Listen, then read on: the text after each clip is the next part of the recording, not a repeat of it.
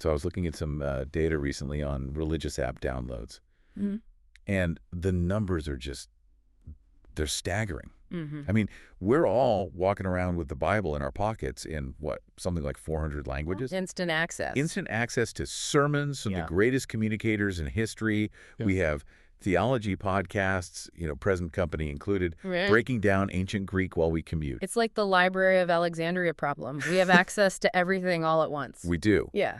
But the source material we're diving into today highlights a really uncomfortable correlation. Okay. It points out that while our access to spiritual info has just skyrocketed, our sense of spiritual direction, actually knowing what to do, seems to have plateaued. Or even dropped. We're the most informed generation of believers in history, yet we feel the most lost. It's the paralysis of analysis. When you have infinite inputs, the output actually gets harder. Effectively, yeah. We're going to be unpacking a really provocative text today. It's titled, Here I Am, the Posture God Responds to. And the author's central thesis is, well, it's kind of a slap in the face to our modern way of thinking. They argue that we've confused knowing about God with being available to God. That's a sharp distinction. And the text, it diagnoses this state as spiritual inertia. That's the phrase. It paints this picture of a generation that's incredibly well-fed intellectually. I mean, we know the doctrines, we know the history, we can debate the nuances, but we're stalled. Just stuck. And we keep trying to solve this feeling of being stuck by just consuming more content. Which makes perfect sense to us. It's the logic of, if I just listen to one more sermon series on finding my purpose, then I'll finally know it. Precisely. We treat a lack of movement as if it's an information deficit. But this source makes a really compelling argument that availability is a relational problem. It's not an informational one. So God isn't waiting for me to get a PhD in theology or have the perfect 5-year plan. No, he's waiting for a specific posture. And that brings us right to the core of this deep dive. The text anchors everything on one single Hebrew word, Hineni. Now, I've heard this word before in church circles, and usually it's translated simply as, here I am, which to me always sounded a bit like a roll call response. Like a teacher calls attendance and you just raise your hand, I'm physically in the room. It does sound kind of administrative in English, doesn't it? Yeah. But the source material does this linguistic deep dive that really changes how you hear it. In Hebrew, Hineni is a compound word. It combines hine, which means behold or look, with the first person suffix. So it's literally, behold me. Behold me. Wow, that feels so much more vulnerable than I'm present. It is. It sounds like exposure. It's a statement of exposure. When a biblical figure says Hineni, they aren't just offering their coordinates, they're offering the self. The text calls it the language of total availability. So what does that mean? It implies I am fully present, I am listening, and I am ready to move before I even know what the command is. See, that's the part that I found most difficult in the reading. The temporal aspect of it, the before. Because we are just wired to want the details first. It's the crux of the whole argument. To say Hineni is to sign a blank check. You're placing your will, your reputation, your future, your security. All of it in God's hands before the terms of the agreement are laid out. Which goes against every survival instinct we have, and definitely against every business principle we're ever taught. Absolutely. 100%. I mean, in my professional life, if I signed a contract without reading the terms and conditions, even though nobody actually reads them, I'd be considered reckless. Of course. If I told a boss, I will do whatever you ask no matter what, without knowing the project, that's just setting myself up for disaster. And that's a fair point in the human economy. Humans are fallible, sometimes exploitative. But the source argues we project that negotiation mindset onto God. We treat faith like it's a contract negotiation. And the author uses that great phrase for this. Caution disguised as wisdom. That one hit close to home. It really did. Caution disguised as wisdom. It's so convicting because we tell ourselves we're just being prudent. We say, Lord, show me the map, show me the funding, show me it's safe for my kids, show me I won't look stupid. Right. And once I see that the path is clear, then I'll commit. We want the roadmap so we can improve the destination before we leave. Exactly. But the text argues God is saying, I'm not looking for your analysis of the plan. I'm looking for your trust in the planner. There was a line in the intro that just summarized this perfectly for me. Clarity is a reward of action, not a prerequisite for it. That's the entire paradigm shift. We think, I need clarity, then I will move. But the biblical pattern is, I move and then clarity comes. So God withholds the map. Why? To form the relationship. If he gave you the whole map up front, you wouldn't need him. You just need the map. That is a massive distinction. We trust the map more than the guide. But the source material, it backs all this up with what they call case studies and availability. And I really want to walk through these because looking at them through this lens of Hineni, it actually changes how I read these famous stories. It does. It stops being about their heroic acts and starts being about this quiet moment of surrender. So which one stood out to you the most? Well, they start with a heavy hitter, Abraham. Genesis 22. The ultimate test. This is the story where God asks Abraham to sacrifice his son, Isaac. And, regardless of how difficult that text is to digest, and it is a difficult text, the focus here is on Abraham's response. God calls his name Abraham. Yeah. And immediately, Hineni. And you have to note the timing. This is before the command to go to Mount Moriah. Abraham declares his availability before he knows the cost. And the cost turned out to be unthinkable. Exactly. The text also points out something I had never noticed before, which I thought was fascinating. Yeah. Abraham actually says Hineni 3 times in that story. Yes. Not just once. Right. Once to God at the beginning, then once to Isaac when his son asks, "Where's the lamb?" And then once to the angel of the Lord at the very end, right when the knife is stopped. So why does the source highlight that repetition? What's the point?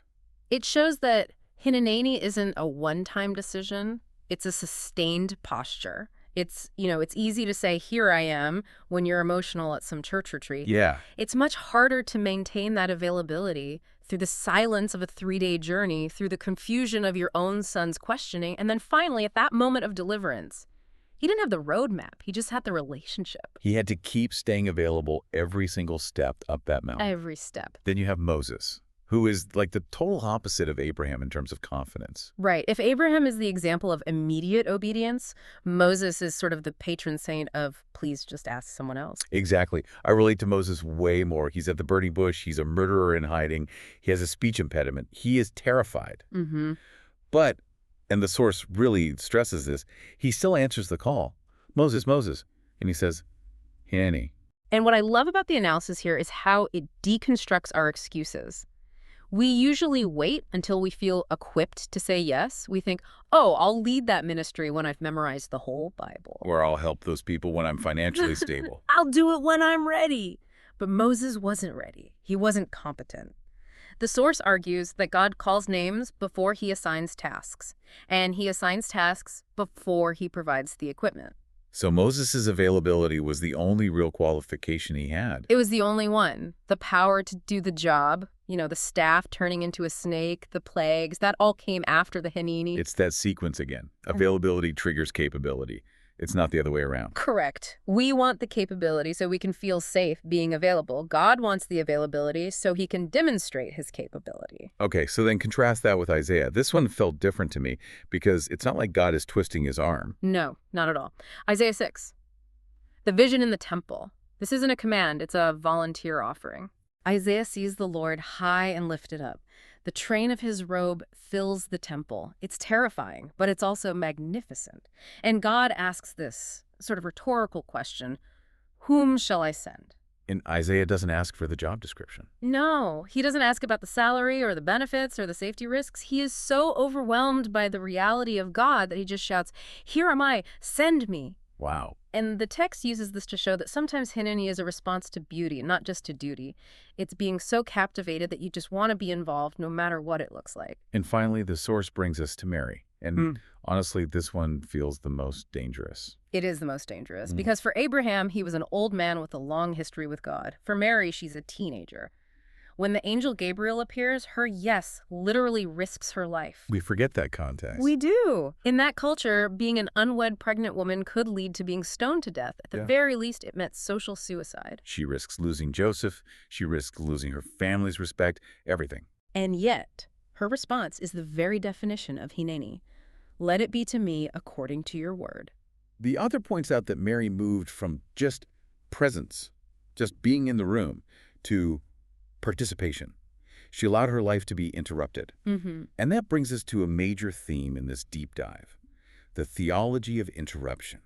Which is a tough sell for us today. It is. I hate interruptions. I have my Google Calendar, my time blocks, have focus time enabled on my phone. If you mess with the blocks, I get cranky. We view interruptions as bugs in the system. Exactly. But the source argues that God views them as features. These are threshold moments. So how do we distinguish between just a nuisance like a telemarketer calling and a divine interruption? The text suggests that a divine interruption usually invites us to step into the unknown for the sake of somebody else. It pulls us out of our comfort zone and demands a response. And that's where the friction happens. Oh. What do we say Hineni in those moments? Fear. Fear of the unknown. Fear of failure. Fear of exposure. The source had a really nuanced take on courage here that I think is important. Because I think a lot of us believe courage means you stop feeling afraid. Like, once the butterflies in my stomach finally die, then I'll speak up. That's that waiting for readiness trap all over again. The text says, courage isn't the absence of fear. It is the practice of saying, here I am, alongside the fear. So you bring the fear with you. You bring it with you. You say, Lord, my voice is shaking, my hands are sweating, I don't know how this ends, but Hineni. It's acting while afraid. Exactly. And then there's also the barrier of perfectionism. The source critiques perfectionism not just as like a personality quirk, but as a form of hiding. Oof.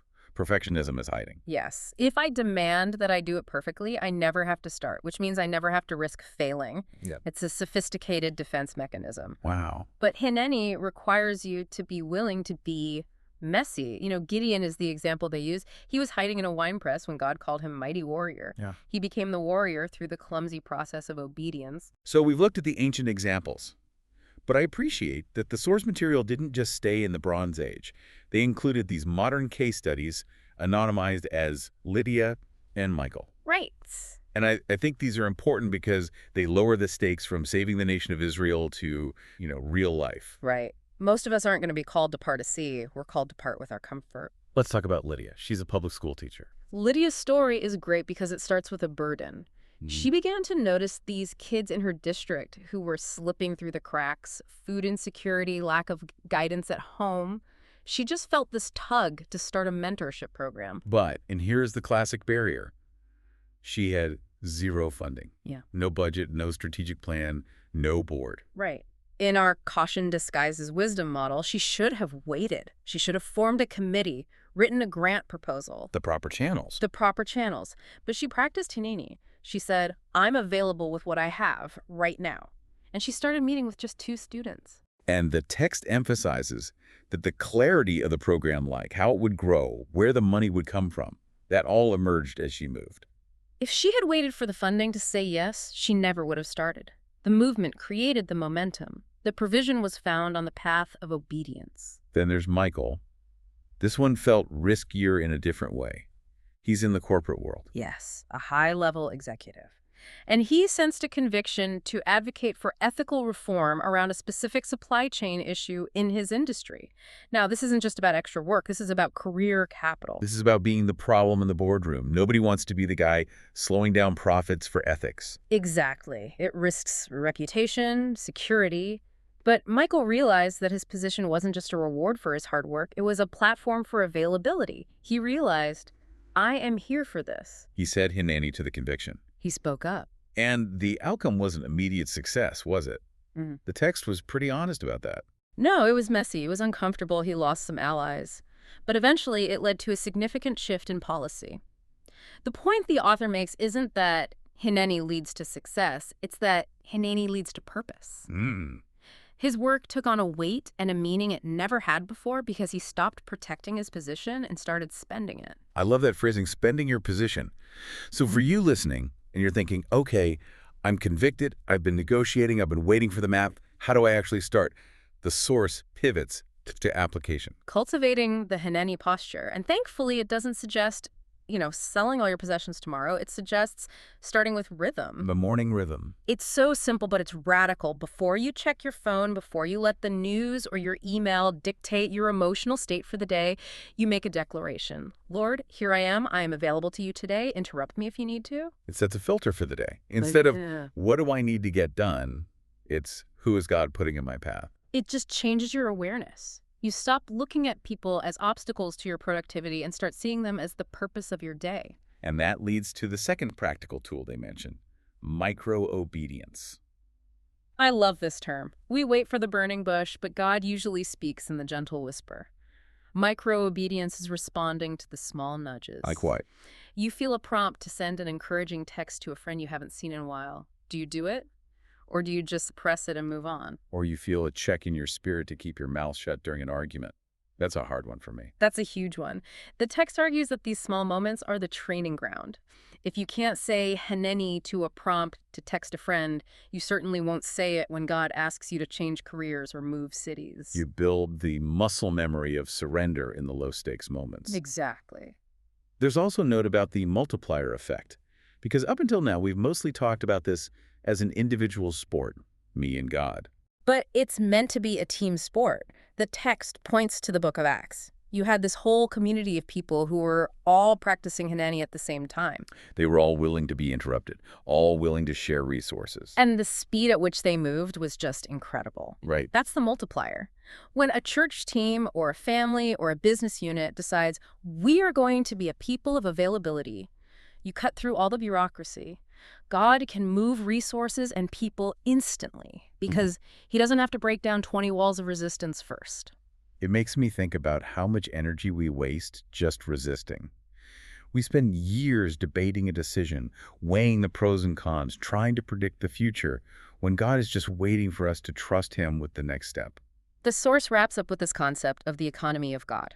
In our economy, the human economy, we value ability, strategy, resources, pedigree. In God's economy, the most valuable currency is availability. Not our ability. He can create resources from thin air. He can grant ability to the incompetent. But the one thing he will not do is force the human will. He waits for the yes. Which brings us full circle to that opening paradox. We have the data, we have the podcasts, we have the Bible translations, but we lack the direction because we haven't given the yes. And that leaves us with the final challenge from the text. The author posits that God is always speaking. The radio signal is always on. The variable isn't his voice, it's our reception. So the question isn't, God, why are you silent? The question is, are you available? It's time to stop the negotiation. We need to stop asking for the 5-year plan before we agree to the first 5 minutes. It is. It's about realizing that clarity follows movement. You want to know the plan? Take the first step. So here is the challenge from this deep dive. This week, just try the morning rhythm. Wake up and say the word, Hineni, even if you're tired, even if you're anxious. Offer the blank check. See what happens when you stop waiting for the map and start trusting the guide. Because, like the text says, power follows surrender. Hineni. Thanks for diving in with us. We'll see you next time.